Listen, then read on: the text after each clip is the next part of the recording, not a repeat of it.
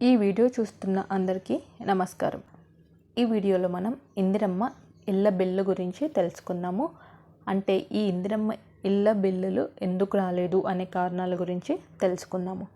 బిల్లులు రాని ఇందిరమ్మ ఇళ్ళ లబ్ధిదారులకు హౌసింగ్ కార్పొరేషన్ కీలక సూచన చేసింది.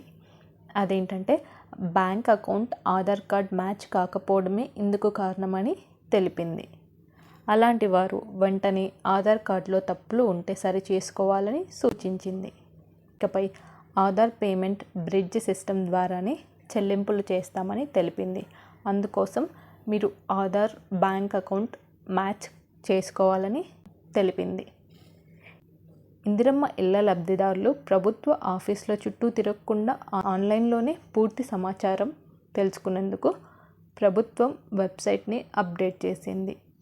ఆ వెబ్సైట్ లింక్ అయితే కింద డిస్క్రిప్షన్లో నేను ఇస్తాను. దాని ద్వారా మీరైతే మీ యొక్క స్టేటస్ని, మీ బిల్లు ఎక్కడి వరకు వచ్చింది, ఏ కారణంతో ఆగిపోయింది వంటి సమాచారాన్ని తెలుసుకోవచ్చు.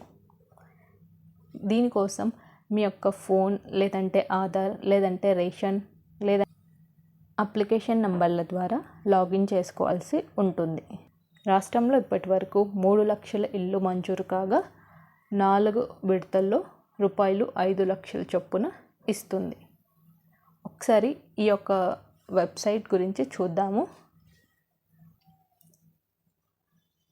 నేను కింద ఈ యొక్క వెబ్సైట్ యొక్క లింక్ అనేది డిస్క్రిప్షన్లో ఇస్తాను. ఆ లింక్ క్లిక్ చేయగానే మీకు ఇలా ఓపెన్ అయిపోతుంది. ఇక్కడ మీరేంటంటే మీ యొక్క మొబైల్ నెంబర్ లేదంటే ఆధార్ నెంబర్ లేదంటే అప్లికేషన్ ఐడి లేదంటే ఎఫ్ఎస్సి కార్డ్ నెంబర్ ఎంటర్ చేసి మీరైతే లాగిన్ అవ్వాల్సి ఉంటుంది. లాగిన్ అయ్యి మీ యొక్క స్టేటస్ అలానే మీకు ఎందుకు రాలేదు అనే కారణాలు కూడా ఉంటాయి.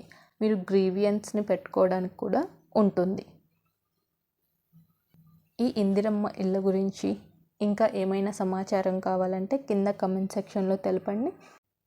ఇలాంటి మరెన్నో సమాచారాల కోసం మన ఛానల్ని సబ్స్క్రైబ్ చేసుకోండి. Thanks for watching. సబ్స్క్రైబ్.